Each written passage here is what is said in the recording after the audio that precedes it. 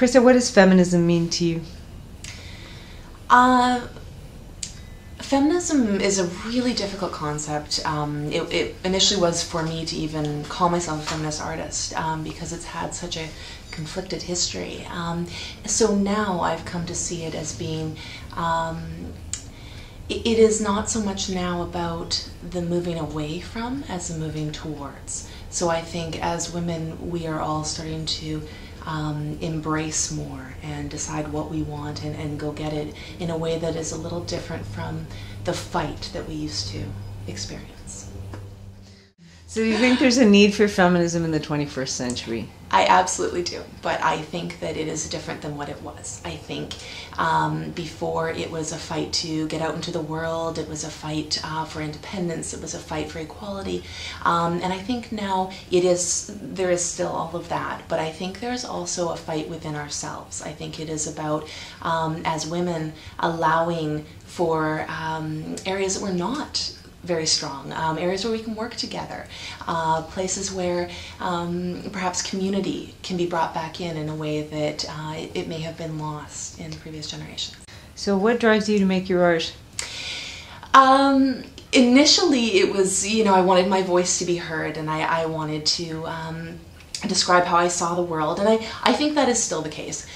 But once I had kids, my work just completely changed, and I realized that what I was representing wasn't just my feeling. It was an experience that women were having all over the place, and people weren't really talking about. Isolation and this loneliness and this change of identity, that the conversation just wasn't being had.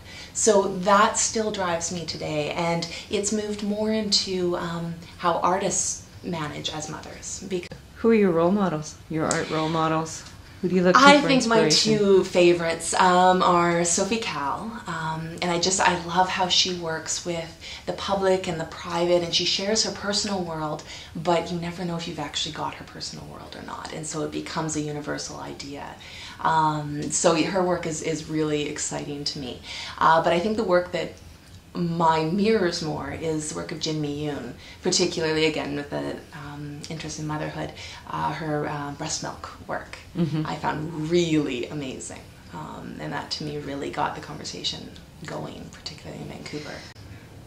So what do you think the disconnect is in terms of how society is organized? Like, so why is there no recognition for the fact that the kid is going to get up at 2 in the morning? Yeah, I know. And I wish I had a really good answer to that. I think that, I think this is where feminism, it seemed to rail against a conventional mother role. And I think that may have been to its detriment a little bit, or to ours, because as you have to experience motherhood, or choose to, I should say, there are periods where you will probably be in the home. Most women are home for the first year after. That's a problem for your career. That's a problem in terms of getting caught up after.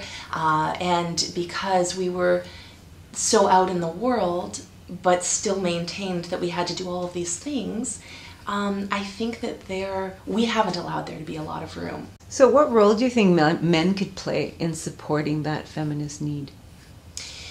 I think that they could give more, this is a sort of a grandiose idea, but I guess give more room for that break. So either they could step in during that time, or if women are choosing to step out of the workforce for a period of time, that they're able to come in and not be punished for the time that they were away.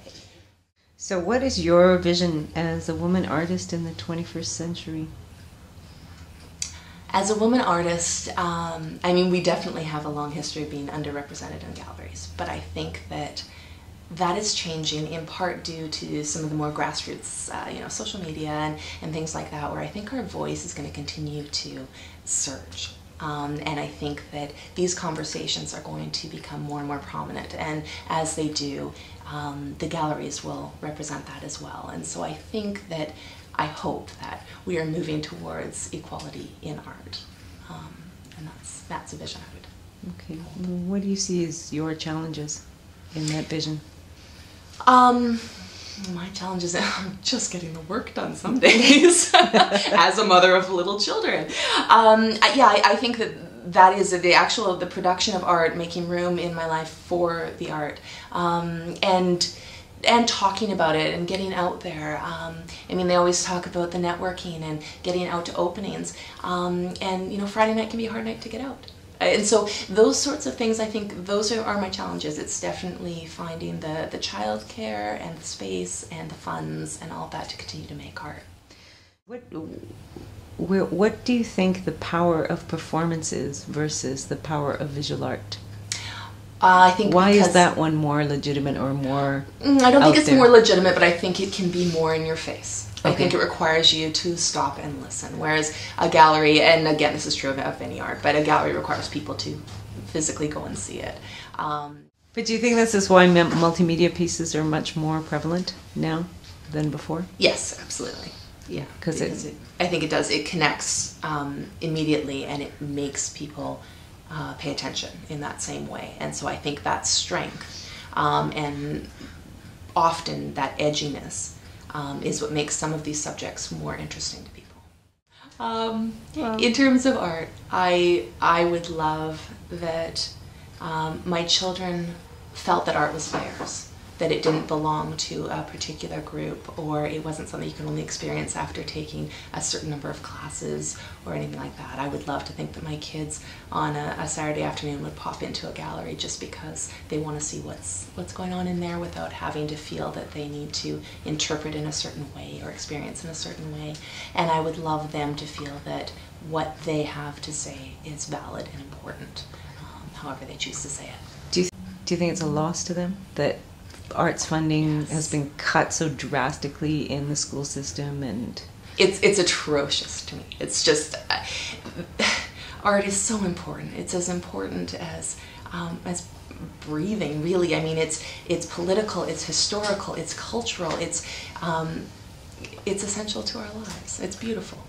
And I think the loss of that it's a loss of a part of our cultural soul that you don't replace.